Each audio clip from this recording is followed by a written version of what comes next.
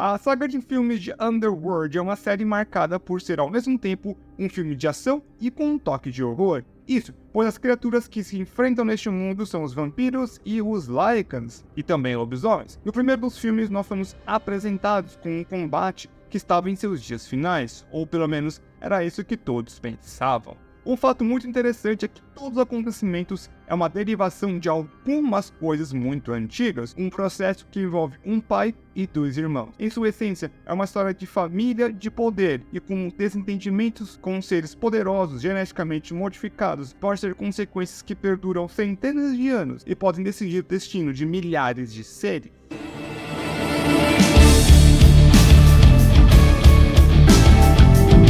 A nossa história começa muitos séculos atrás, no oeste europeu, onde um dia seria a Hungria. Dois irmãos gêmeos nascem. Em circunstâncias normais, eles já seriam muito acima do normal. Seriam os primeiros filhos de um chefe militar da época. Em um tempo de grandes conflitos, também grandes glórias a serem conquistadas. Acontece que as circunstâncias eram de tudo, menos comuns para estes dois. Ambos nasceram com uma anomalia genética herdada de seu pai e possivelmente modificada por parte de mãe, que os torna imortais, ou pelo menos algo muito parecido com isso. O termo imortal neste mundo é usado para descrever as criaturas que não sofrem com a influência do tempo, ao mesmo tempo que geralmente demonstram alguns tipos de poderes sobre humanos. O único que teríamos exemplo para análise seria o pai deles, Alexander, que também é uma peça de extrema importância para toda a história e para como os fatos sobre William se desenvolvem. Alexander Corvinus nasce no oeste europeu, onde hoje seria a Hungria, durante o século V. Ele nasceu com uma anomalia genética e viria a ser chamada de Corvinus Strain, que é capaz de se adaptar das mais variadas formas para proteger e também evoluir no processo, geralmente dá habilidades que parecem sobrenaturais. Durante alguma praga que Alexander estava presente, todos onde ele morava foram mortos, só que graças ao Strain, ao se modificar, ele foi salvo da doença e ainda mais ganhou a habilidade de não envelhecer, sendo assim o primeiro dos imortais. Se suas habilidades seriam de alguma forma parecidas de alguns seus filhos, isso já seria um total mistério. William e Marcus são irmãos gêmeos e por isso tiveram um código genético muito similar, beirando a ser idêntico, mas o importante é que ambos têm acesso ao código Corvinus, uma forma que pode ser modificada ainda mais.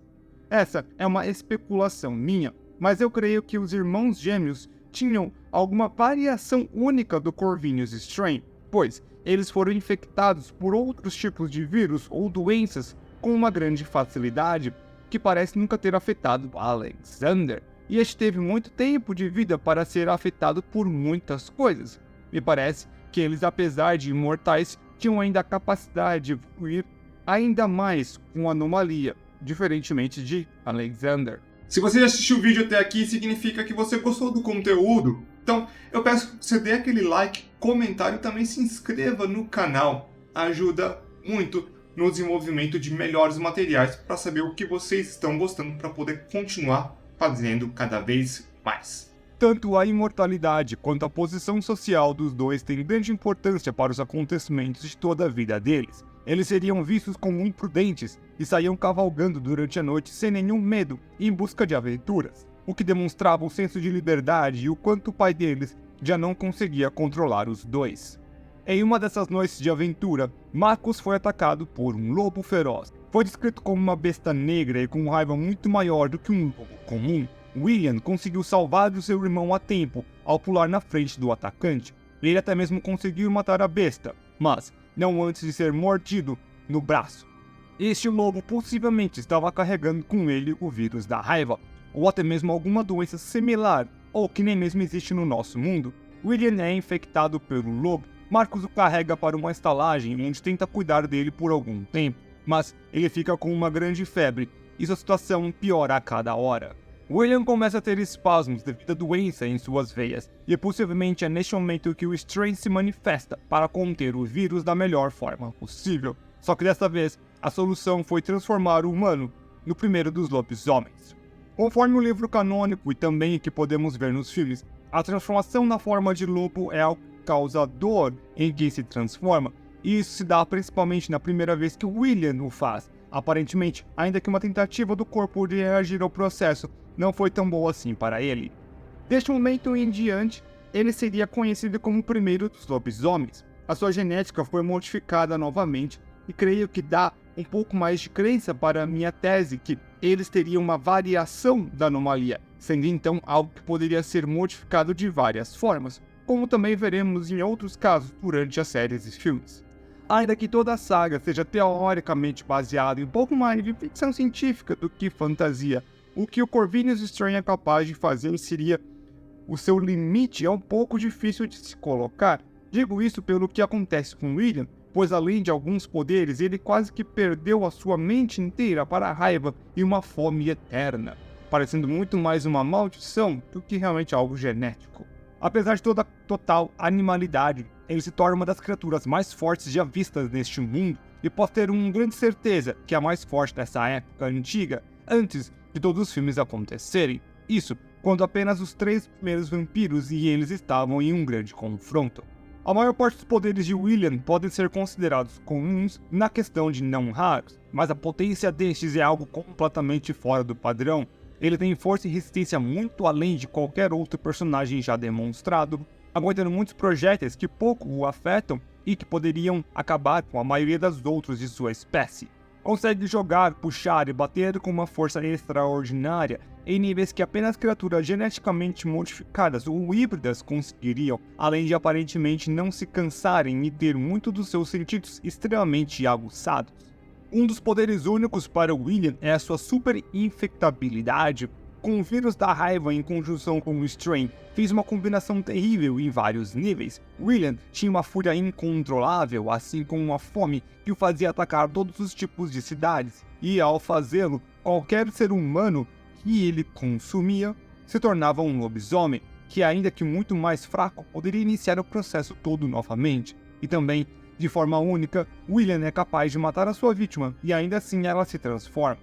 Este seria um poder único, pois tanto os vampiros quanto mais tarde os Lycans teriam um grande problema para se reproduzir, tanto entre eles, tanto para infectar os seres humanos, enquanto com William ele seria capaz de criar um exército em pouco tempo. Não sabemos se todos aqueles mordidos seriam transformados, pelas aparências seriam muitos, ao contrário das outras variações de monstros, que apenas uma pequena parcela da população seria capaz de ser infectada pelo vírus. E mesmo com tantos poderes, William se tornou totalmente incontrolável, sendo até mesmo incapaz de retomar a sua forma original. E com isso, temos a não volta da sua mentalidade a uma forma de pensamento mais humana. Descobrimos com Selene, em um dos filmes, que um Lycan, enquanto na sua forma de lobo, é um tanto menos racional ou pensa mais como um animal feroz. O que também podemos pensar sobre William, afinal, ele é mais lobo do que homem.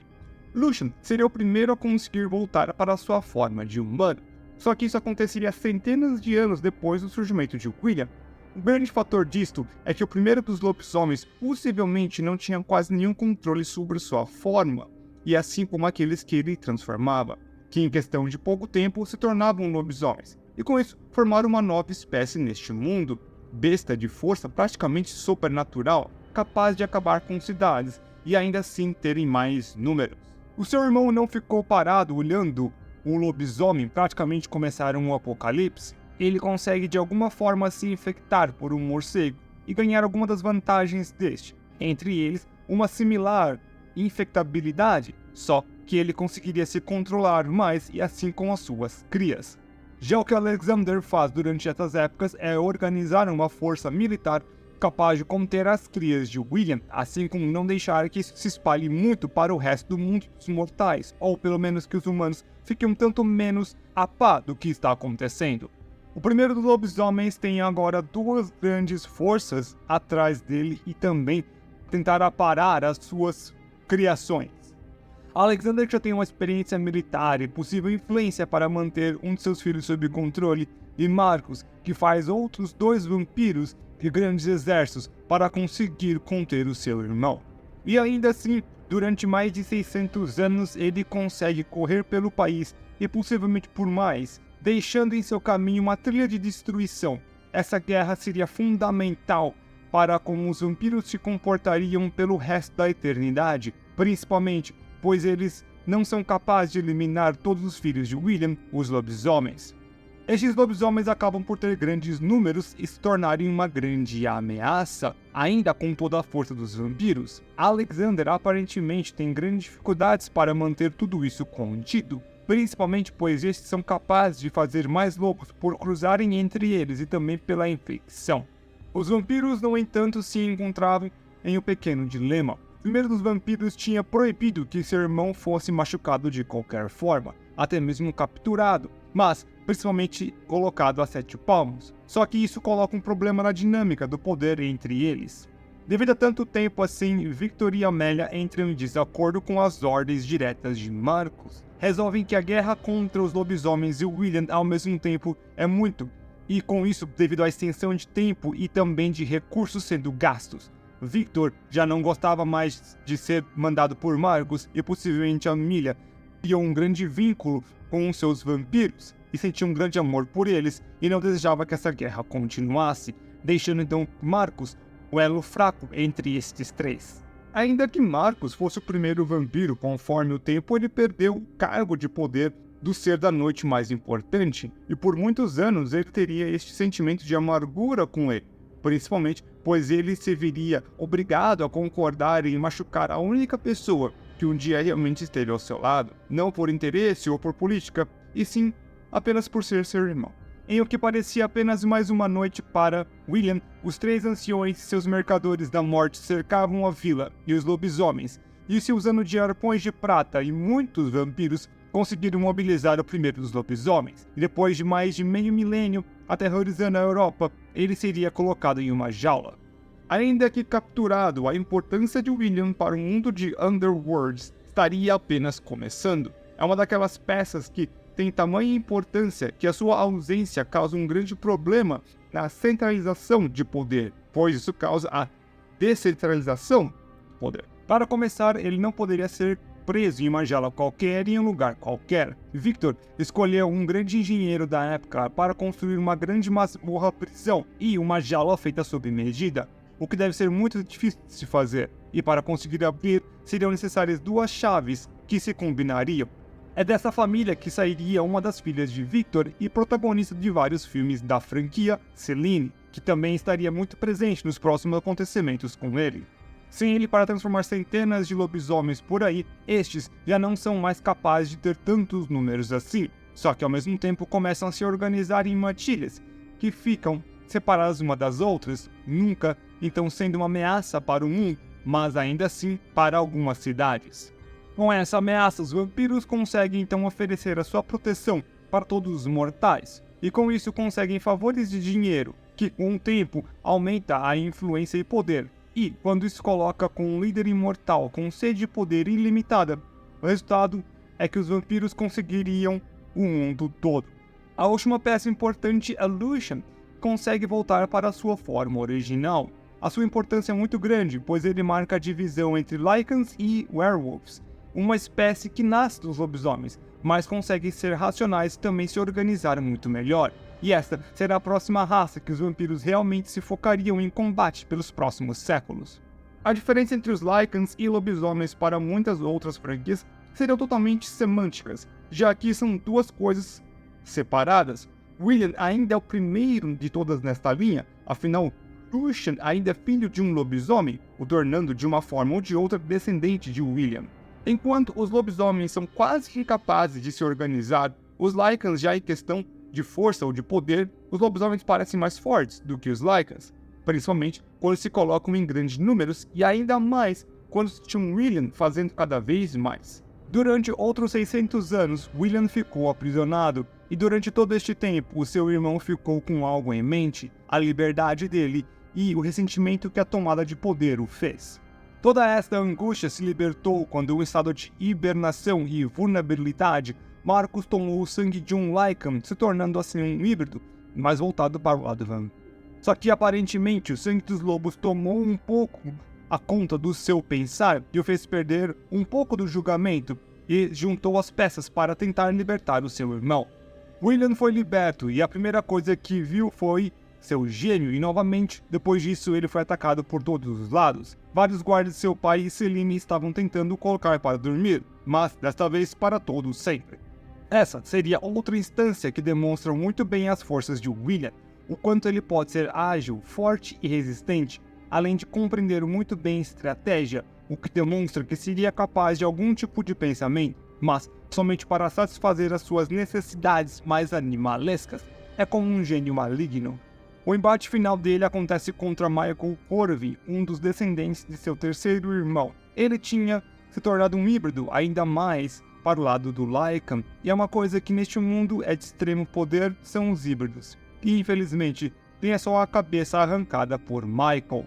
O seu último oponente sendo da sua dinastia e também sendo um híbrido entre as espécies dele e seu irmão é algo extremamente interessante. É como se as duas raças tivessem encontrado algum tipo de meio termo, e algumas partes foram eliminadas, neste caso William e Marcus. Neste embate Marcus, o seu irmão também foi eliminado, este por Sabine, uma das filhas de Victor, que também tinha sido melhorada pelo sangue de Alexander. O que é extremamente interessante é que nessa batalha final, William era o único a não ser um híbrido de alguma forma e ainda assim ser uma grande ameaça para todos no campo de batalha. William foi responsável pela maior caçada que os vampiros já fizeram, uma das grandes ameaças dos tempos antigos, e possivelmente parado apenas por Michael Corvin, pois se demonstrava uma besta completamente incontrolável. Talvez seu irmão Marcus conseguisse transformar em um híbrido mais voltado para o lobisomem e, quem sabe, um tanto mais controlável, mas